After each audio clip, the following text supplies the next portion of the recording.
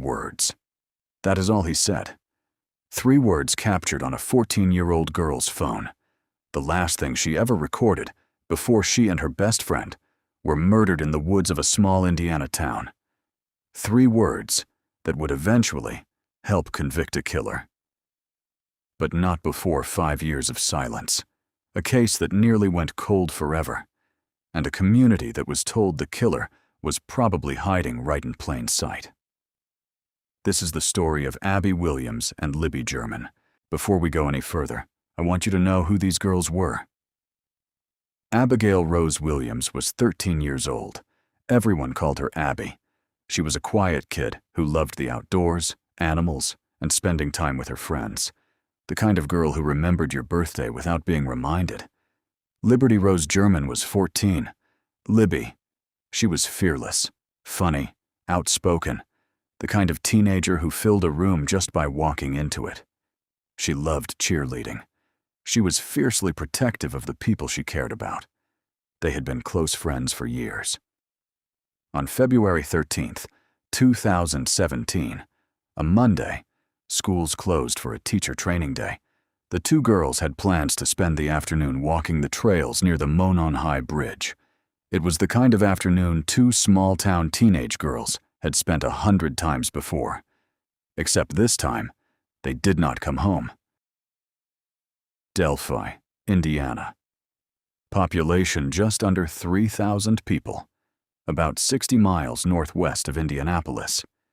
It is the kind of American town where people still wave at strangers from their front porches, where the high school football team is the biggest Friday night event, where everyone's kids grew up together and everyone's parents went to the same church.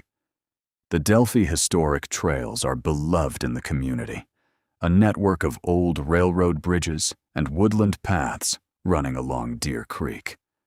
Local families walk them year-round. Kids ride bikes there.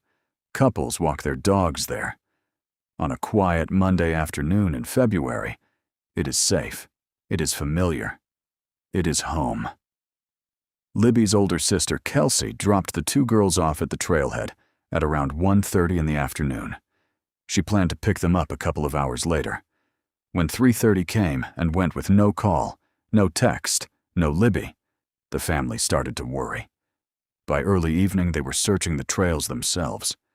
By the next morning, February 14th, Valentine's Day, a community-wide search had begun.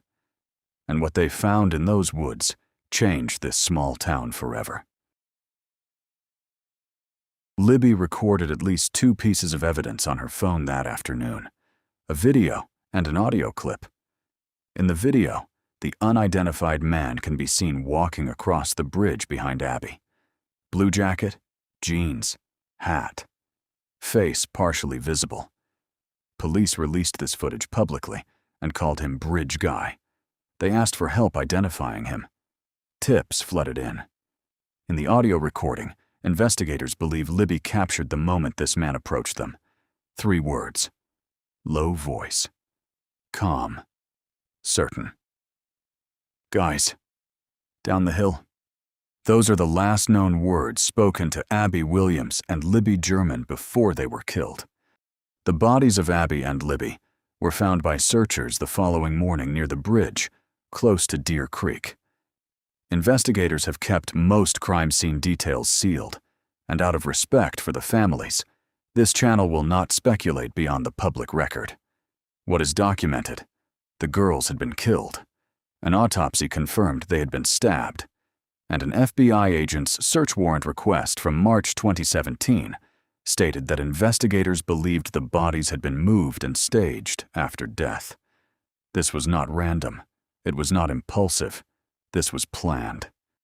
Within days, police released the Bridge Guy images and audio. The response was enormous. Tips flooded in. The FBI joined. It was national news. And then, almost nothing. For 5 years. To the killer, who may be in this room, we believe you are hiding in plain sight. For more than 2 years, you never thought we would shift gears to a different investigative strategy, but we have. We likely have interviewed you, or someone close to you. We know that this is about power to you, and you want to know what we know. And one day, you will. A question to you. What will those closest to you think of when they find out that you brutally murdered 2 little girls? 2 children. Only a coward would do such a thing. Richard Allen, the man eventually convicted of killing Abby and Libby, lived in Delphi. He worked at the local CVS pharmacy. He was a neighbor, and he spoke to investigators just 3 days after the girls' bodies were found. He told them he had been on the hiking trail the same afternoon the girls disappeared. He said he had seen 3 girls at the trailhead. And then, he fell through the cracks. A law enforcement official later testified at trial that after that 2017 interview, Allen was, quote, lost in the cracks. The report from his interview was misfiled. It sat in a box with thousands of other tips, unreviewed, unfollowed, for 5 years. Meanwhile, the Indiana State Police held press conferences, updated composite sketches of Bridge Guy, and pleaded for leads. In 2019, Superintendent Doug Carter made national headlines when he spoke directly to the killer. Directly to the killer, he said, who may be in this room. We believe you are hiding in plain sight. He was right. Richard Allen was in Delphi the entire time. He did not sell his car. He did not move away. He did not destroy evidence. He continued working at the CVS, where community members, including, reportedly, the families of Abby and Libby, shopped regularly. It was not a detective who broke this case. It was a volunteer. In September 2022, a retired state government worker helping police organize thousands of tips flagged a document, the misfiled 2017 interview report. That document led investigators back to Allen. Within weeks, he was arrested. There is one more failure worth naming. In 2023, while Allen was awaiting trial, members of his defense team leaked sealed documents to online true crime communities. Those documents contained graphic details about the crime scene that the families had fought to keep private. The leaks caused enormous harm to the integrity of the case, to the families, and to the entire community that was still raw with grief. A person later charged with leaking crime scene evidence was convicted of a misdemeanor and fined. The families of Abby and Libby had to watch their daughters' deaths become the subject of internet speculation and conspiracy theories, while they were still waiting for a trial. Richard Allen was convicted on November 11, 2024, nearly 8 years after the murders. After over 18 hours of deliberation, the jury returned guilty verdicts on all 4 counts. The prosecution built its case on 3 pillars. First, a ballistics match. An unspent bullet found between the bodies of Abby and Libby was forensically linked by an Indiana State Police expert to Allen's Sig Sauer handgun. Prosecutors called this a critical physical link, placing Allen at the crime scene. Second, voice identification. A law enforcement audio analyst testified that in his professional opinion, the voice on Libby's recording saying, "Down the hill," was Richard Allen's voice. Richard Allen is Bridge Guy, prosecutors told the jury. Third, and most heavily weighted by the prosecution, Allen's own words. Prosecutors told the jury Allen confessed more than 60 times while incarcerated, to his wife, his mother, his prison psychologist, the warden, fellow inmates. The jury heard audio recordings of some of those confessions. The defense challenged all 3. On the bullet, a defense expert called the state's ballistics comparison methodology flawed. He described it as an apples to oranges analysis between an unspent round and a fired one. On the voice identification, no witness on the trail that day positively identified Allen as Bridge Guy. On the confessions, and this is important, the defense argued Allen was in psychological collapse when he made them. He had been held in near isolation before trial and was diagnosed with a serious mental illness in April 2023, around the time the confessions began. His prison psychologist testified he initially told her he was innocent, and only began confessing months later, when his mental state had severely deteriorated.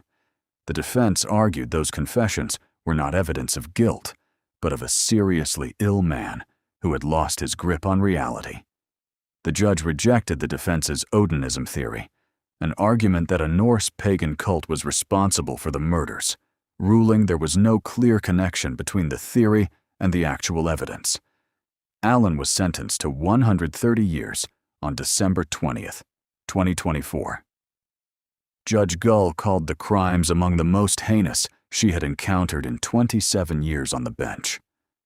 As of June 2026, Allen's attorneys have filed a formal appeal with the Indiana Court of Appeals, identifying at least 10 constitutional challenges, including the search of his home, the admissibility of his confessions, and the exclusion of alternative suspect evidence. The appeal is active and pending. A ruling is expected in late 2026 or 2027. Man who was interviewed by police 3 days after the murders, and who admitted to being on the trail the same afternoon the girls were killed, was not arrested for 5 years. Not because the investigation ran out of leads. Not because there was no evidence, because a document was misfiled. That is the system failure at the center of this case. It is not dramatic. It is not a conspiracy. It is bureaucratic negligence, the kind that is somehow worse than deliberate wrongdoing because it has no villain. Just a box, a piece of paper in the wrong place, and 2 families who spent 5 years not knowing. The Carroll County Sheriff acknowledged this at sentencing. He apologized directly to the families. He said there will never be any closure in this case, that a form of justice was served, but it does not bring Abby or Libby back. He's right. The conviction matters. The 130-year sentence matters. But Abby Williams was 13 years old. Libby German was 14. They deserved a system that found their killer before 8 years had passed. They deserved better than a volunteer in a room full of boxes being the one who finally found the answer. And their families, who endured not just grief, but years of leaked crime scene photos, internet conspiracy theories, and a legal process that nearly fell apart entirely, deserved better too. Richard Allen is currently serving 130 years. His appeal is active in the Indiana Court of Appeals. His attorneys have identified at least 10 constitutional challenges. Legal experts note that fewer than 5% of convictions are reversed on direct appeal. The process will continue for years. Libby's grandmother, Becky Patty, spoke at sentencing. She said she would never forgive herself for letting Libby and Abby go to the trails that day. She should not carry that. None of them should.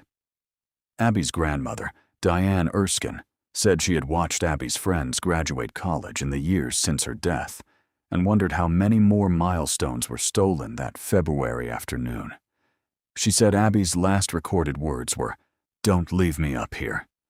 And she had not let herself leave the courtroom, even during the hardest testimony, because of those words. Libby's sister, Kelsey, who dropped the girls off at the trailhead and has carried the weight of that moment for 8 years, shared after the verdict that she was grateful for the love and support. She said she would share more when the gag order lifted. These families have shown more grace and strength than most of us will ever be asked to show. They deserved justice years before they got it. They have a verdict now. It is not the same thing as getting their daughters back. It never will be. This case is not over. A man has been convicted and sentenced to 130 years. But an appeal is pending. And a community and a country is still living with the question of how a killer spent 5 years among his neighbors while a document sat in a box. Libby German was 14 years old when she had the presence of mind to pull out her phone on that bridge and record what she was seeing. Her evidence helped convict the man who killed her. It just took the system 8 years to catch up to what she left behind. Abby Williams was 13. She loved animals and the outdoors and her friends. She should be 21 years old right now. Libby German made every room louder just by walking in. She should be 22. This is the forgotten docket, the cases they stopped talking about. If this video meant something to you, please subscribe, share it. These two girls deserve to be remembered for more than a headline.